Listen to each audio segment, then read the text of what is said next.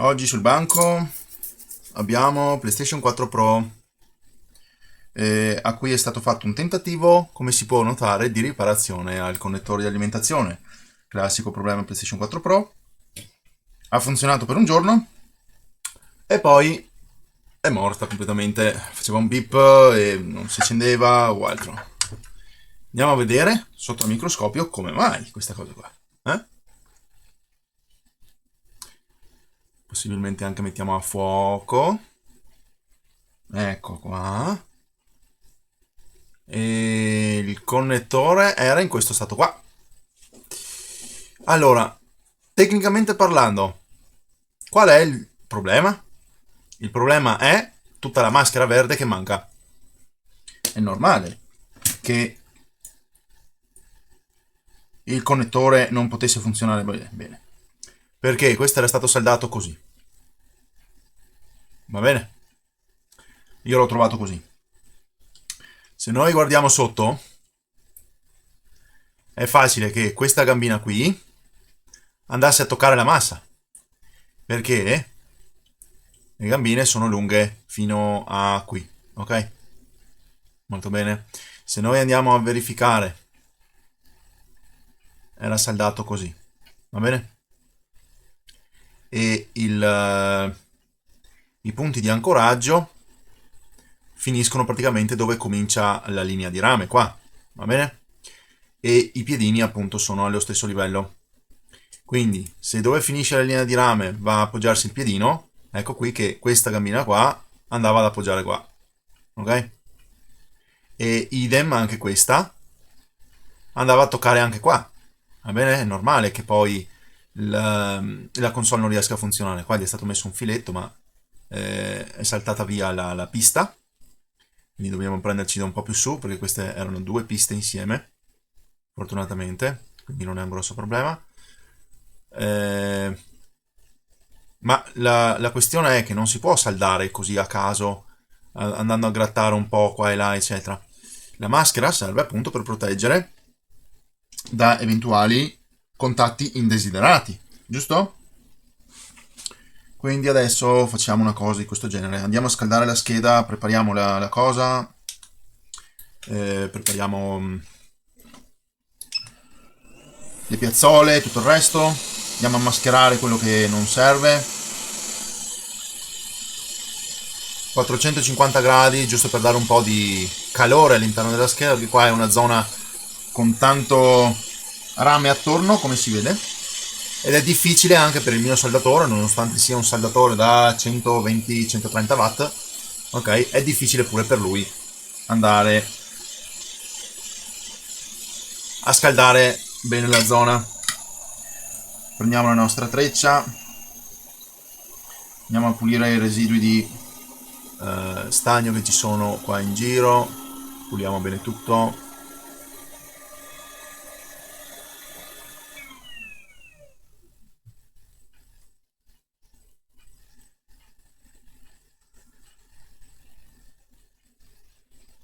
Bene, un po' meglio qua.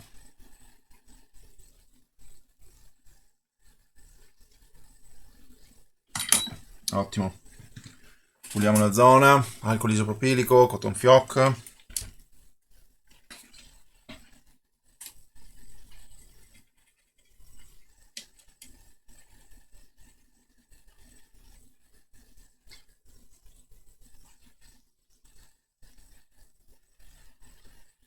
Ecco, per esempio io qua non capisco se queste sono le piste originarie.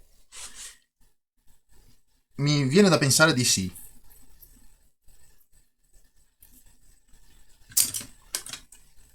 Queste qua. Credo che questa sia la pista originaria della console, che fortunatamente è ancora intatta. Questa di sicuro, questa pure. Questa è ancora connessa. E questa ormai non è più connessa perché chiaramente manca la connessione, si vede. Quindi bisognerà ricollegare qui e non so questo cosa sia, ma non ho idea. Possiamo però verificare con il nostro multimetro in continuità, con il bip, se c'è continuità fra il punto sotto e il punto sopra. Quindi fra questo punto e questo punto. No, non c'è continuità, quindi questo è un'altra cosa, non possiamo collegarci lì. Dobbiamo per forza collegarci qua. Chiaramente questo è scollegato e questo è un grosso problema adesso. Come facciamo a collegarci qua ed essere abbastanza robusti e stabili? È un problema. Allora, anzitutto diciamo che è meglio mascherare la zona e andare a rifare le piste come si deve. Quindi maschera verde.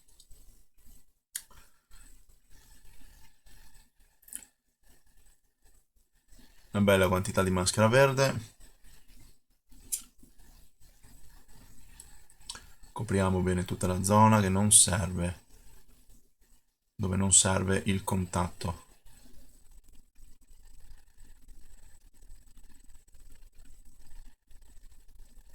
Allora, qui la pista ancora la possiamo utilizzare per i nostri scopi, quindi cerchiamo di coprire anche qua un pochino meglio, così evitiamo di avere problemi di connessione. Ecco qua, molto bene, perdiamo un po' anche qua, dopo lo stesso dovremmo grattare un attimino, ma non quella zona lì, un po' più in qua dobbiamo fare, quindi andiamo a coprire qui che non serve. Ecco, più o meno come era in origine. Anche qua, volendo, si può mascherare che tanto è più che sufficiente quello che c'è. Bene. Ottimo. Allora, adesso andiamo con la luce UV e un po' di aria calda che aiuta. Aria calda e luce UV velocizzano il processo assieme. Non serve molto. Poi dipende dalla potenza della vostra lampada UV. Io ho quelle da 5 watt. Di solito in 30 secondi, massimo un minuto, un sottile strato di maschera verde viene completamente indurito. Completamente indurito, vedete? Ottimo. Bene, allora adesso andiamo a recuperare un attimo quella via. Vediamo se ci riusciamo, piano piano. Alcol isopropilico che ci aiuta a vedere. Piano piano andiamo a grattare qui.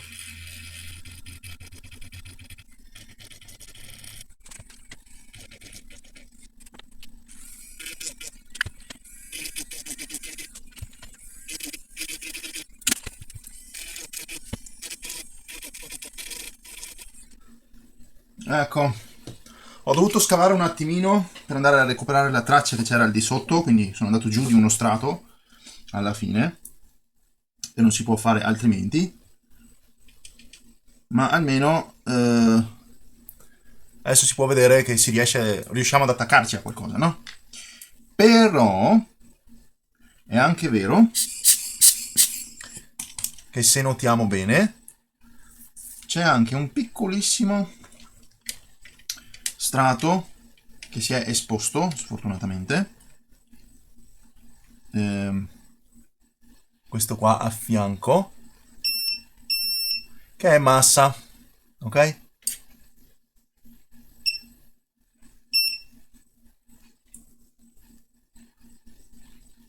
Allora, questo chiaramente no.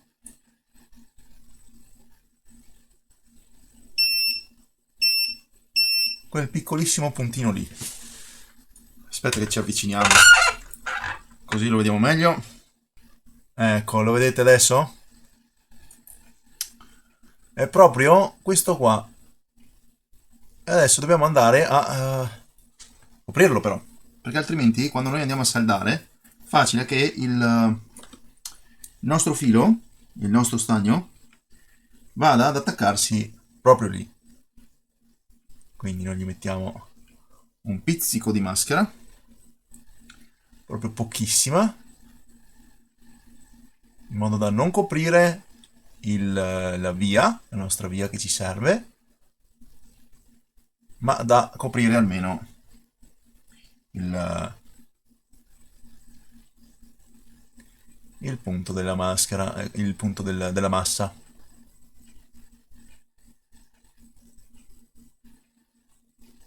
Ecco, dovrebbe essere sufficiente.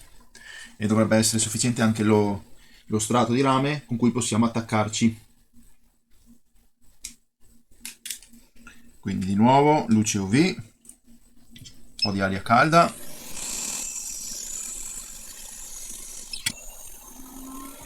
Bene, adesso possiamo andare a fare le nostre saldature. Pulsante. Allora, proviamo con un'altra punta che magari riusciamo a toccare il rame in maniera migliore, quindi una punta più sottile, tipo questa. Dovremmo riuscire a fare qualcosa in più.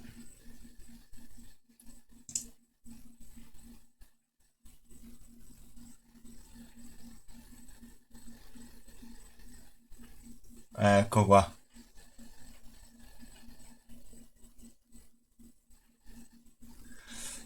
Molto bene, ci siamo.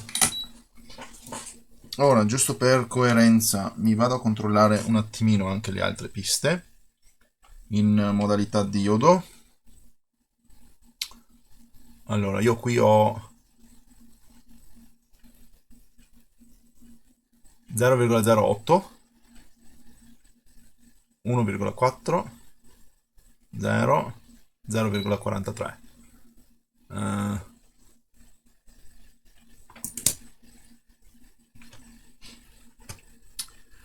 Lasciatemi un attimo riflettere.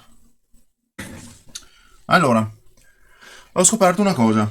Per qualche strano motivo, io qui dovrei avere un valore di 0,60, 59, 60, quello che sia.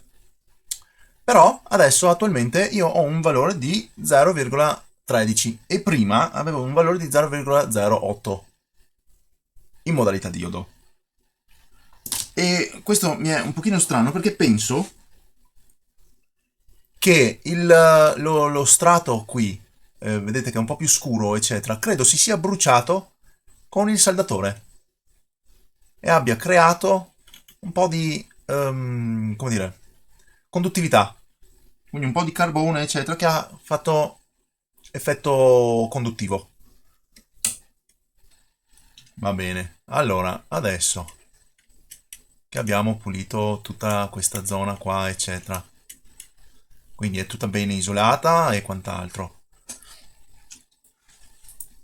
abbiamo di nuovo un valore di 0,13 come prima, oppure siamo tornati ad avere un valore normale? No, sempre 0,13. E veramente non capisco come mai. Va bene, allora io purtroppo mi devo mettere in pausa qui e verificare con il cliente cosa vuole fare, perché qua si tratta di una cosa un po' più complicata. Bene, allora il cliente ha accettato di proseguire per fare questo tentativo di riparazione. Adesso cosa faccio? Adesso andrò a staccare il Southbridge e vediamo cosa succede. Se staccando il Southbridge la linea chiaramente diventa open line, sappiamo che non c'è niente a riguardo. Se staccando il Southbridge la linea rimane comunque a 0,13 o qualcosa, potrei anche provare a vedere se trovo qualche altro collegamento in giro, insomma, che mi possa identificare il problema. Altrimenti, niente, poi se la linea diventa open line vuol dire che il Southbridge è difettoso, va cambiato, va sostituito, e ha preso un po' di, come si può dire, voltaggi indesiderati, ok, dove non doveva, e si è bruciato. Niente, quindi la console non funzionava appunto per questo motivo qua. Quindi andiamo a provare a togliere questo Southbridge qua, vediamo cosa succede e vi aggiorno più tardi. Allora, in questa parte del video purtroppo il mio audio è andato a impazzire perché c'era l'alimentatore da banco collegato e acceso e si sentivano un sacco di interferenze, eccetera. Ma adesso vi mostro. La linea, nonostante io abbia staccato il Southbridge, lo vedete che è staccato il Southbridge, misura 393 ohm. Ok? Questa linea qua purtroppo pensavo andasse al Southbridge e speravo andasse al Southbridge, ma invece non è così. Modalità diodo mi dà sempre 0,14 e niente, adesso vi faccio vedere dove va la linea. Quindi se andiamo in modalità di continuità, prendiamo dal test pad e andiamo sul chip Syscon. Purtroppo la pista arriva a un pin, eccolo lì, per l'esattezza il pin numero 4 partendo da sinistra di quel lato lì.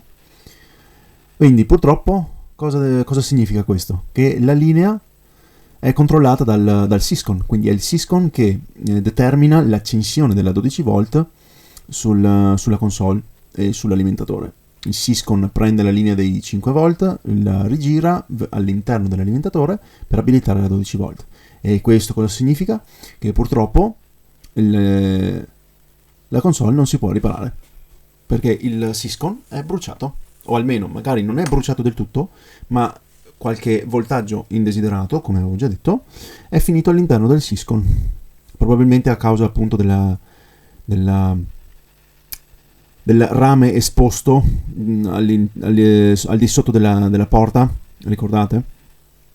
E di conseguenza non ci può fare niente. Magari le 5 volt di potenza, perché ci sono due linee, l'alimentatore fornisce due linee, la 5 volt di potenza e la 5 volt di standby per l'alimentatore. La 5 volt di standby per l'alimentatore serve appunto per abilitare la 12 volt quando la console lo richiede. Quindi questa 5 volt che non ha potenza, non ha corrente, capito? Magari ha qualche microampere, capito? Finisce all'interno del Syscon, il Syscon la rigira, hai capito? La rigira all'alimentatore tramite un altro pin, ok? E adesso vi mostrerò, perché come ho detto ci sono due linee. Ecco qua un alimentatore, l'alimentatore suo originale. Se noi andiamo dietro nelle scritte, ci sono delle scritte, c'è una didascalia e si può vedere DC output più 0,48 volt 1,5 ampere, e quella lì è la 5 volt di potenza che fornisce energia, e poi vabbè 12 volt 23,5 ampere, no? Questa 5 volt, come ho detto, è quella che fornisce energia alla console per altri scopi, ma quella che serve al Syscon non ha energia, è solo voltaggio praticamente. Quindi lei non fa altro che il Syscon prende questo voltaggio e lo ponticella indietro all'alimentatore. Adesso vi faccio vedere sul connettore, infatti si può notare anche lì una didascalia dei pin del connettore e si può notare AC in, ACDC, poi sotto non si riesce a leggere bene, però c'è scritto ACDC standby, e poi dall'altro lato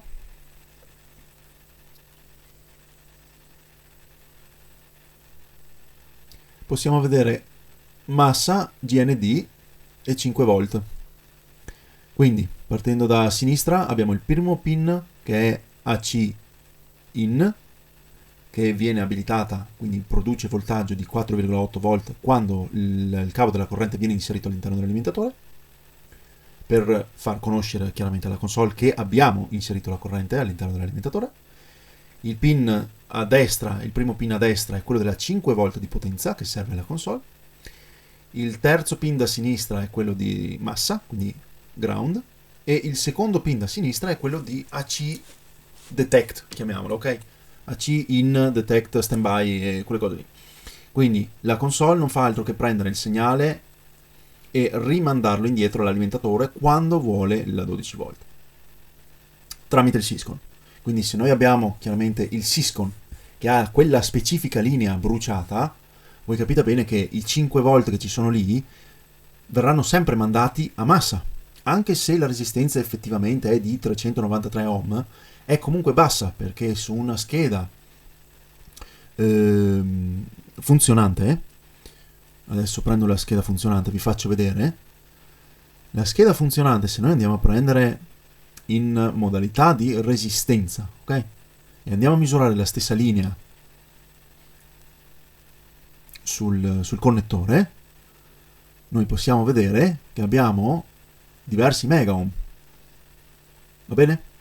Quindi avere 393 ohm è comunque pochissimo, e i 5 volt vanno completamente quasi tutti a massa, quindi al massimo cosa si leggerà? 0,3 volt, 0,30, quindi 300 millivolt, 400 millivolt, 500 millivolt magari, capito? E la console dice, siccome quello lì è, come avevo detto, la linea che dice alla console che avete inserito la corrente, la console pensa che non avete inserito la corrente, perché la linea viene buttata a massa. L'alimentatore funziona benissimo perché l'ho anche testato, ma alla fine dei conti questo è. Quindi niente, la console è bruciata, non si può recuperare perché quello lì è un componente legato al processore e al chip del Bluetooth, del Blu-ray e anche al BIOS. Quindi non si può fare niente alla fine. Se proprio vogliamo ripararla, vuol dire prendere un'altra scheda. Non c'è alternativa, non si può riprogrammare un Syscon o prendere un chip nuovo e trasportarlo. Purtroppo non si può fare. Quindi mi dispiace, non si può fare molto. Il video lo devo terminare qui. Se vi è piaciuto lasciate un like, se volete lasciare un commento lasciate un commento, se vi serve qualche riparazione sapete dove trovarmi, e noi ci vediamo in un prossimo disastroso video. Ciao ciao a tutti.